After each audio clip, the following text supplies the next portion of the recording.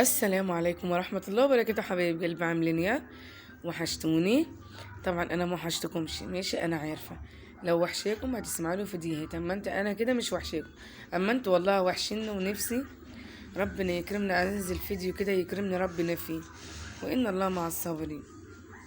بص، الخايبة اللي مش ما تعرف تغسل البامية تتفرج على الفيديو ده، وهي تعرف طريقة غسيل البامية الصح. ماشي، طبعا ناس كتير اما تغسلها بمية بس، لا ما ينفعش. دلوقتي هنجيب سلطانية، نحط فيها نقطة مية صغيرة، وده يعني اكتر من كيلو الا ربع بامية. ماشي، انا من عشاق البامية. جبت طبعا، حطيت شوية ملح كتير قد نص الكيس ملح، وحطيت حبة المية دي اللي انت شايفينها، حطيت البامية وقعدت اهرك فيها لغاية ما حسيت ان هي نعمت معايا، ولو فيها شكا هتروح برضو.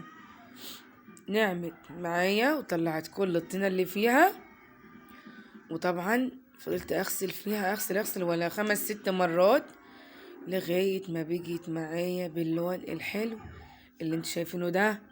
يعني انت شفت المية كانت مصدية ازاي في الاول، وشوف دلوقتي المية بيضة زي الدبلان، يعني ممكن تحوش البامية وتشرب منها. ماشي، هنيجي طبعا عاملين غرفينها في مصفى، نسيبها تصفي المية شوية، نيجي فارطين قماشة على ترابيزة السفرة ولا الطبلية ولا أي ترابيزة، ونيجي منشفينها كويس. أول ما تنشف من المية نقعد نقطح فيها الراس اللي من فوق والدال بتاعها، وخلاص على كده، ولا نحوش من الجناب ولا نلك الفاضي. طالما غسلتها كويس خلاص كده الطينة نزلت، وما تخافيش منها. شايفين انا مدعكها ازاي؟ بص الصدى اللي نازل. اخس.